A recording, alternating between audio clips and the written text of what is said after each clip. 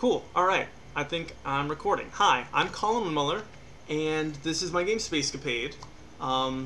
This is my Indiecade video, so if you're a juror, if you're part of the jury, check it out. It's really awesome. You should probably let me in.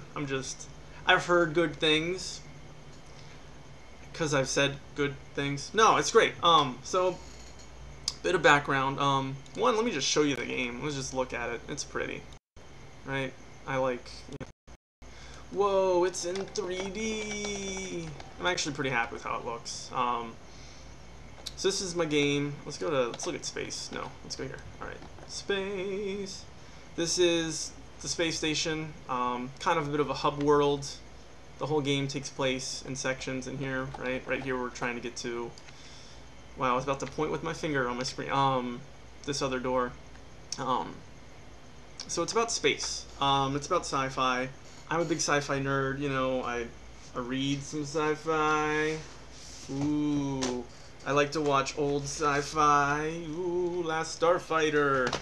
Maybe I even have, you know, a cool... I like VHSs. I like old things. I even have some laser discs that I'll probably never be able to play, but I like remembering where we've come from technologically. So this game takes place, I don't want to even say in the future, right? It's because it's got cool technology, but you know, like you pick up cassette tapes in the game, right? It's a weird mixture of technology, and you know, some were like the new future when we all had to reassess. I like the old future. You know, when you go back and you watch like Logan's Run, and they're like, in the future, everything will have Jetson pipes and glowing hand things and weird. Anyway, I like my old sci-fi a lot. Back when the simpler look at the complex. I like the themes of sci-fi a lot. You're usually alone. This game is definitely about being alone, being by yourself. It's, you know, using technology, using this idea of the future to be introspective. And my game's not ever gonna throw hardcore themes at you. Hopefully you'll just feel them. Right? Feelings engineer. Just like I don't ever want there to be cutscenes. I don't want you to ever stop being in control of your character, and I don't want your character to make decisions without you.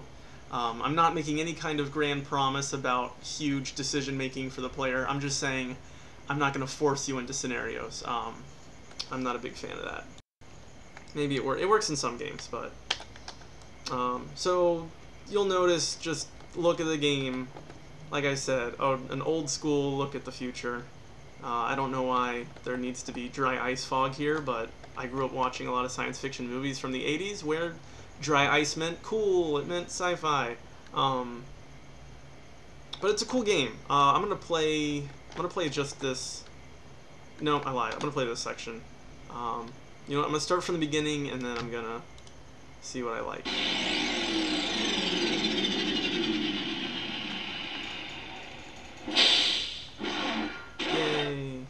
So that's the beginning of the game, and you'll see the first thing you get is a cassette tape player.